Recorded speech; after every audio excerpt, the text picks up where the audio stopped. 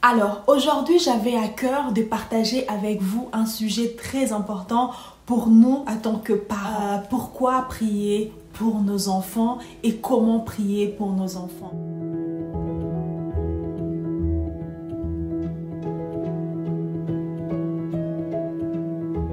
Bonjour les amis, j'espère que vous allez bien. Moi je vais très bien et je suis très contente de vous retrouver aujourd'hui pour une nouvelle vidéo. C'est vrai que ça fait un moment qu'on ne s'est pas retrouvé comme ceci sur cette chaîne et en tout cas aujourd'hui je suis très contente d'être là pour vous parler, pour échanger sur ces sujets qui me tiennent à cœur. Un sujet que j'aime beaucoup et donc ça me fait plaisir de partager ceci avec vous. Aujourd'hui on va parler de la prière, comment prier pour nos enfants et pourquoi prier pour nos enfants, pourquoi c'est important de prendre du temps pour prier pour nos enfants. Voilà, on va parler de cela aujourd'hui en espérant que ces sujets vous aident à apporter quelque chose de plus à un parent qui suivra ou qui suit en ce moment cette vidéo.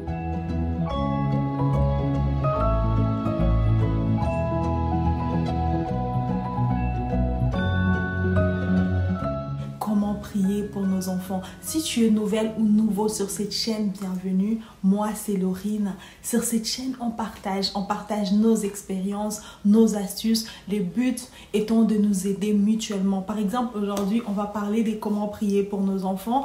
Donc voilà, je partage avec vous mon expérience, comment j'ai prié pour mes enfants. Ça ne veut pas dire que moi j'ai pris mieux que les autres, mais voilà, je partage juste mon expérience de comment on peut prier, comment on peut améliorer notre façon de prier pour nos enfants. Donc sens-toi à l'aise, installe-toi, partage cette vidéo avec tes proches, like la vidéo, laisse-moi un commentaire pour me dire ce que tu penses de cette vidéo et bienvenue sur ma chaîne. Pour ceux qui sont là depuis un moment, savent que je suis maman de 3 enfants et je pense que c'est un sujet tellement important de savoir comment prier pour nos enfants. Mais surtout pourquoi prier pour nos enfants? Et c'est de cela dont on va parler aujourd'hui. Parce que des fois, on peut passer à côté de quelque chose juste parce qu'on ne se rend pas compte de l'importance de la chose dans notre vie. Dans les livres de Genèse, il me semble que c'est Genèse 49. C'est un passage assez long. On voit Jacob qui fait asseoir ses enfants. Jacob dit à ses enfants, rassemblez-vous et je vous annoncerai ce qui va arriver. Il appelle chaque enfant par son nom et à chaque enfant, il annonce, il prophétise sur la vie de ses enfants. Il annonce ce qui va lui arriver. Il lui dit, voilà, tu es ça et tu seras ça. Tu vas faire ça. Il prend le temps de dire à chaque enfant ce qu'il est et ce qu'il va être. Comme pour guider, comme pour tracer un chemin dans la vie de chaque enfant, comme pour donner un élan. Il prend vraiment l'attention, le temps de parler à la vie de chaque enfant. Jacob est en train de prophétiser sur la vie de ses enfants, mais à chaque enfant, il prophétise. Il dit, voilà, tu es ça et tu vas être ça. Et moi, à chaque fois que je lis ces passages de Genèse 49, c'est un passage qui me touche particulièrement en tant que parent. L'attention de Jacob, c'est quelque chose qui me touche vraiment. Et en lisant du 1er au 28 verset, on voit comment Jacob parle à la vie de ses enfants. Il dit, toi tu es un lion, toi tu seras célébré, il parle sur la vie de ses enfants. Il rassemble ses enfants et il parle sur la vie de ses enfants. La première chose qui me vient à l'esprit quand je lis ce passage, je vois comment Jacob connaissait ses enfants. Pour parler comme ça à ses enfants, pour parler, pour prophétiser, pour parler avec précision sur la vie de ses enfants, il faut d'abord connaître ses enfants. Il faut prendre le temps de connaître, de comprendre le fonctionnement de ses enfants, d'observer chaque enfant. Et ainsi, on arrive à parler sur la vie de ses enfants. Jacob connaissait ses enfants. En tout cas, c'est la première chose que je retiens quand je lis ce passage. Et c'est ce qui m'amène à dire que Être parent n'est pas seulement donner naissance à un enfant. Ce n'est pas seulement amener au monde un enfant. Ça va au-delà de cela. Quand je lis ces passages, je comprends que Jacob avait pris le temps de connaître ses enfants. Sûrement, c'était un parent qui passait du temps avec ses enfants. C'était un parent qui regardait, qui observait ses enfants, qui parlait avec ses enfants. Pour arriver à parler de cette façon-là à ses enfants, c'est sûrement quelqu'un qui connaissait les forces et les faiblesses de ses enfants. C'est quelqu'un qui connaissait les qualités et les défauts de chacun de ses enfants. Chers parents, sachez que Dieu travaille avec nous, parents, pour accomplir certaines choses dans la vie de nos enfants. Il est important, en tant que parents, de savoir, d'être conscient de cela. Dieu travaille avec nous pour accomplir certaines choses dans la vie de nos enfants. Nous, parents, devons travailler comme des prophètes dans la vie de nos enfants. Comme Jacob l'a fait avec ses enfants, Jacob a parlé comme un prophète dans la vie de ses enfants pour tracer, pour donner une direction à la vie de ses enfants. Nous, parents, notre rôle est aussi de parler comme des prophètes dans la vie de nos enfants. Nos paroles sont importantes pour la vie de nos enfants. Nos paroles tracent la vie de nos enfants. C'est quelque chose dont nous devons être conscients. Et quand nous savons cela, nous utilisons nos paroles consciemment. Nous utilisons nos paroles avec un but. Nous savons que nos paroles ont un but. Nos paroles dans la vie de nos enfants sont puissantes.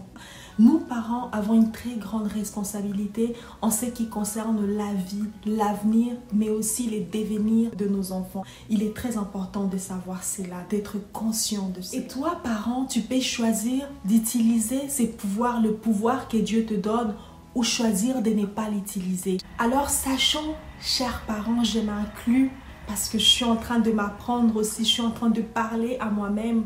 Alors, sachons, chers parents, que nous pouvons utiliser ces pouvoirs dans la vie de nos enfants. Et quand nous utilisons ce pouvoir comme il faut, comme Dieu attend, alors nous pouvons investir dans la vie de nos enfants, investir d'une façon durable et conséquente dans la vie de nos enfants pour notre bonheur et surtout pour le bonheur de nos enfants. Ces pouvoirs se trouvent aussi dans la prophétie, dans la parole que nous prononçons sur la vie de nos enfants, dans la prière que nous levons, que nous prononçons tous les jours dans la vie de nos enfants. Vous allez remarquer que j'ai fait une différence, je sépare la prière et la parole. Pour moi, c'est des choses différentes. Quand on parle, quand on prie, on prie. Je sais que la prière, c'est parler à Dieu. Mais quand je parle de parler, c'est la façon dont Jacob l'a fait avec ses enfants. Il ne priait pas, il parlait. Il disait des choses sur la vie de ses enfants. Il disait ce qu'il voulait voir s'accomplir dans la vie de ses enfants. De cette façon-là, nous aussi, nous pouvons parler sur la vie de nos enfants. Tu parles sur la vie de tes enfants. Sachez, chers parents, que Dieu nous donne le pouvoir de parler sur la vie de nos enfants. Nos paroles ont une très grande force, une très grande puissance sur la vie de nos enfants. En nous de savoir comment l'utiliser, comment parler avec clarté, avec précision sur la vie de nos enfants. Et c'est quelque chose qui doit être une routine, qu'on doit faire tout le temps, à chaque fois, mais parler vraiment sur la vie de nos enfants comme Jacob l'a fait. Des fois, nous, parents, nous sommes tellement occupés par les choses de la vie, par les inquiétudes de la vie, comment nos enfants vont grandir, comment ils vont étudier, les travail, les difficultés de la vie, qu'on oublie des fois l'essentiel. Prier pour nos enfants. Parler sur la vie de nos enfants. Et des fois, on s'est dit, oh, ce n'est pas important parce qu'on est tellement intelligent, on est vraiment logique, on amène la logique dans les choses de Dieu, dans les choses spirituelles. Des fois, dans les choses spirituelles, il faut mettre de côté la logique. Il n'y a rien de logique là-dedans. Toi, parle sur la vie de tes enfants et tu verras tu verras l'impact que tes paroles auront sur la vie de tes enfants. Il n'y a rien de logique là-dedans. Parle sur la vie. Mets la foi dans les paroles que tu prononces sur la vie de tes enfants. Sois les prophètes de la vie de tes enfants. Ne cherche pas un prophète qui va te dire, non, sois les prophètes, prédis ce que tu veux voir dans la vie de tes enfants. Alors annonce, commence à l'annoncer. Pendant que ton enfant est bébé, pendant que ton enfant est petit, commence à annoncer, commence à dire, à prophétiser, à dire ce que toi tu veux. Souvent, c'est les mots prophétisés qu'on trouve peut-être trop sophistiqués. Mais quand je dis prophétiser, c'est juste parler. Parler avec attention, attentionnellement. Parler les choses que tu veux voir. Parler pour tracer, pour donner une direction, pour marquer la vie de tes enfants. Tu dis quelque chose en te disant c'est ça qui va arriver et rien d'autre sur la vie de tes enfants. Et sachez, chers parents, qu'on a ces pouvoirs-là. Dieu nous a donné ces pouvoirs. Dieu t'a établi comme prophète dans la vie de tes enfants. Alors prononce les paroles de bénédiction, les paroles de prospérité, les paroles de paix, les paroles de joie, les paroles de restauration, les paroles de vie, des paroles qui tracent le chemin, qui déterminent, qui fixent les destins de nos enfants. Tout ce que tu veux voir s'accomplir dans la vie de ton enfant, prononce. Comme Jacob l'a fait, je trouve vraiment l'exemple de Jacob assez exceptionnel. Et à chaque fois que je lis ce passage-là, je me dis, waouh, prononçons des paroles de vie. Ce que nous voulons voir se réaliser dans la vie de nos enfants. Commence à les prononcer. N'attends pas que ton enfant ait 10 ans, 20 ans, 30 ans. Commence dès qu'il est bébé. Encore une fois, je vais dire, il n'y a rien de logique, il n'y a rien d'intellectuel dans cela. C'est la foi. Tu mets la foi dans les paroles que tu es en train de prononcer sur la vie de ton enfant. Que tu le fasses tout le temps, tous les jours, à chaque fois. Prends l'habitude de prononcer des paroles de vie, des paroles de bénédiction, des paroles qui viennent donner, qui viennent tracer un chemin dans la vie de tes enfants, les paroles qui viennent tracer un destin dans la vie de ton enfant. Des fois, en voulant réfléchir, se dire, mais comment nos paroles, au fait, on passe à côté de quelque chose. Mais je t'encourage, chers parents, prends vraiment le temps de lire le Genèse 49 et applique cela dans la vie de tes enfants.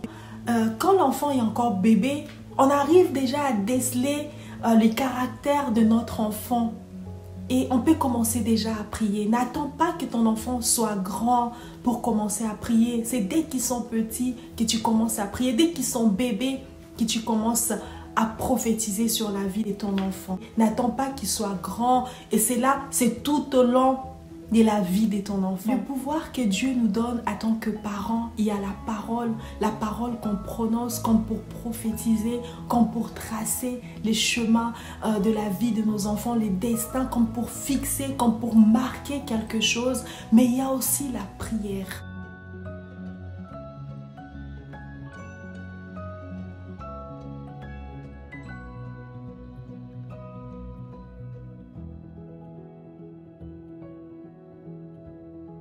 J'espère de tout cœur que cette vidéo vous plaira. Pour ma part, je vous dis à bientôt pour d'autres vidéos.